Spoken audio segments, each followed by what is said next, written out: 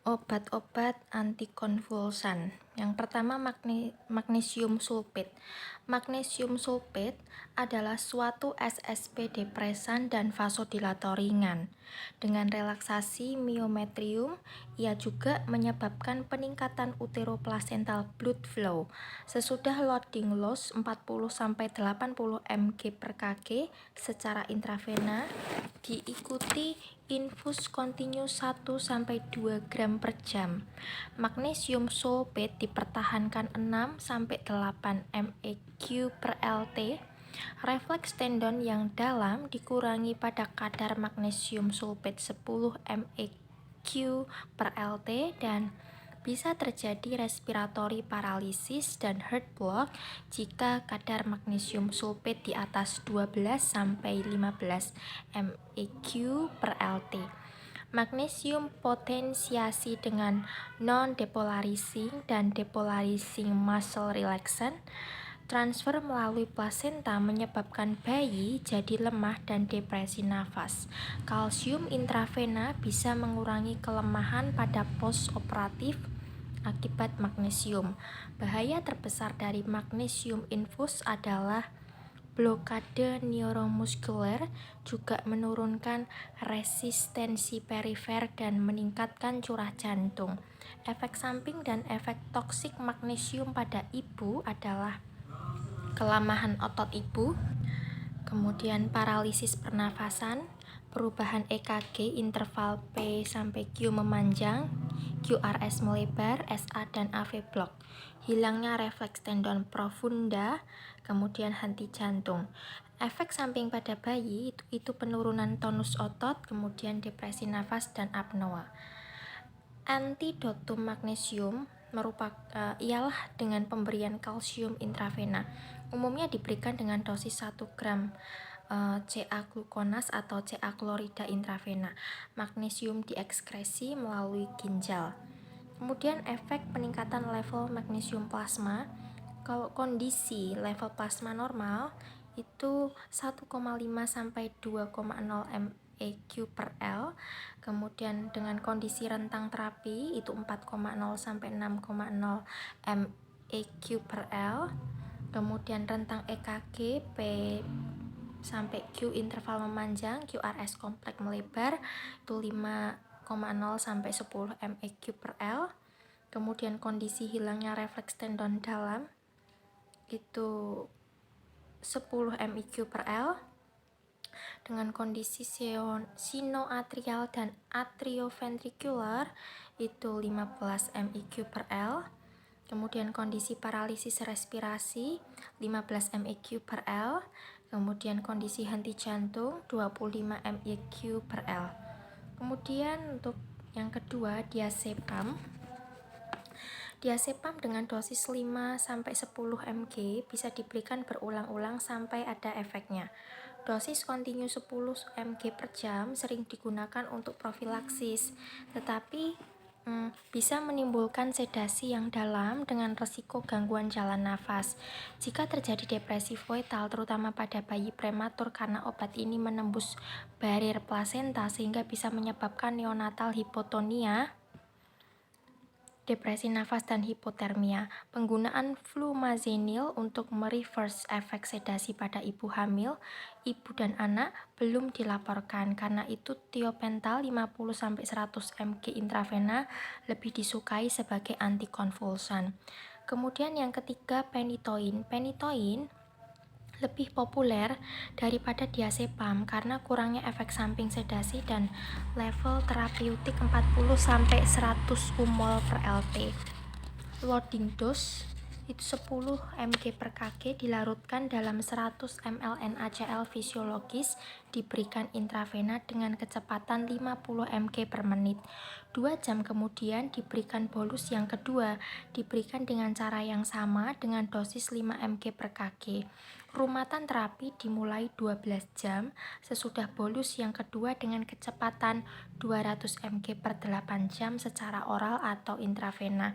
Penggunaan cara ini sering menimbulkan komplikasi rasa terbakar pada tempat infus, diikuti dengan pusing dan vertigo. Komplikasi hipotensi bisa terjadi, tetapi sangat jarang. Kemudian masuk ke bab pengelolaan kardiovaskuler. Yang pertama monitoring tekanan darah itu invasif atau non-invasif, kemudian CVP, kemudian PCWP. Masih diperdebatkan mengenai monitoring kardiovaskuler yang paling adekuat untuk pasien dengan preeklamsi berat. Harus diingat bahwa CVP tidak selalu menunjukkan tekanan pengisian jantung kiri dan konsekuensinya ada resiko terjadinya edema paru jika ada kelebihan volume pada pasien yang memiliki disfungsi ventrikel kiri. Karena volume loading sering dibutuhkan pada pasien-pasien ini, maka CVP adalah alat monitoring yang minimal pada pasien dengan preeklamsi berat.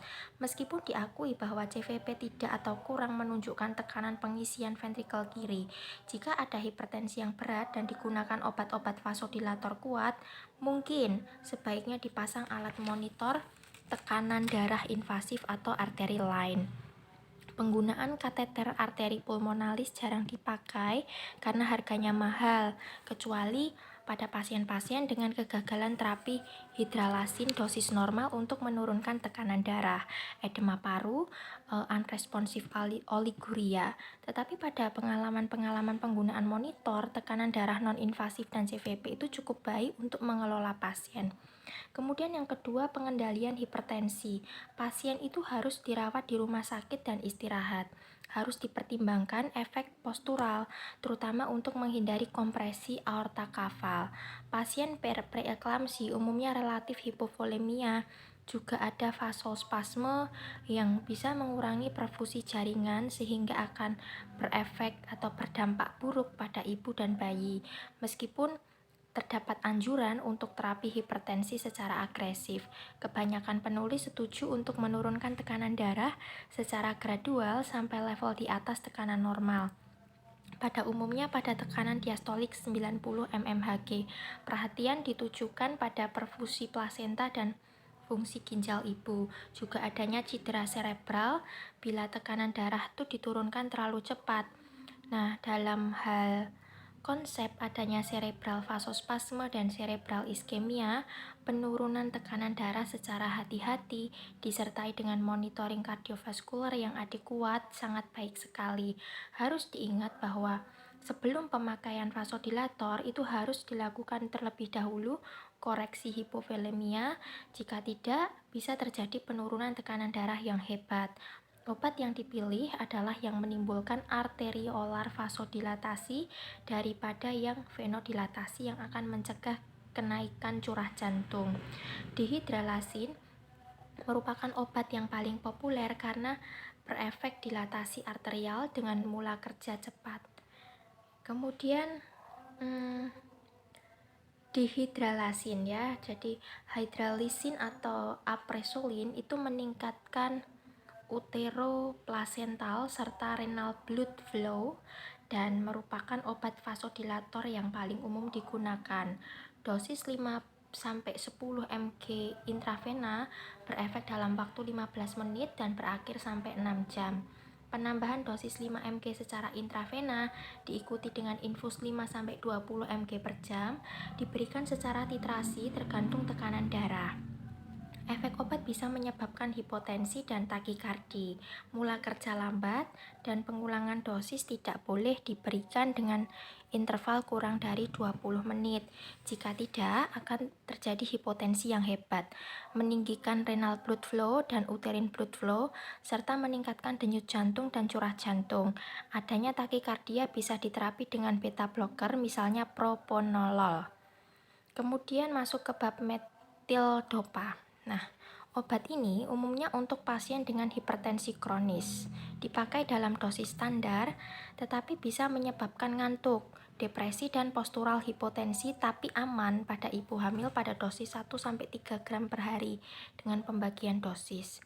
Kemudian untuk nifedipin, tidak banyak penelitian dalam pemakaian nifedipin untuk mengendalikan tekanan darah pada eklamsi atau preeklamsi. Prinsipnya, kalsium antagonis adalah terapi yang logis dan dosis nifedipin sublingual 10 mg tiap 20 menit sampai maksimum 30 mg. Terdapat laporan-laporan yang menguntungkan dari fungsi ginjal, jumlah platelet. Kemudian masuk ke bab trimetapan. Keuntungan obat ini adalah tidak adanya efek cerebral vasodilatasi. Obat dipecah oleh kolinesterase dan karena tidak menembus barrier plasenta, bisa menyebabkan pemanjangan efek suksametonium. Bisa terjadi takikardia dan menyebabkan penurunan venous return. Kemudian masuk ke bab nitroprusid dan nitrogliserin. Nitrogliserin bekerja primer pada kapasitas vena dan terbukti kurang efektif bila sebelumnya diberikan ekspansi volume. Dianjurkan untuk pengendalian tekanan darah pada waktu intubasi. Nitroprusid sodium nitroprusid atau niprit adalah suatu vasodilator dengan onset yang cepat dan lama kerja yang pendek. Obat ini ideal untuk mencegah peningkatan tekanan darah yang sangat berbahaya waktu induksi anestesi atau untuk terapi krisis hipertensi. Tetapi pada kehamilan hanya dipakai untuk mengendalikan tekanan darah akibat intubasi karena ketakutan akan adanya intoksikasi sianida pada fetus. Kedua obat ini memiliki tendensi untuk menaikkan tekanan intrakranial ibu. Ya, masuk ke bab beta adrenergic blocking drugs. Obat-obat ini jarang digunakan karena adanya fakta-fakta yang menyokong efek beta blocker pada foetus. Baru-baru ini, labetalol itu sudah dipakai atau digunakan pada terapi eklamsi atau preeklamsi dengan hasil yang baik, meskipun terdapat laporan yang menganjurkan pemakaian secara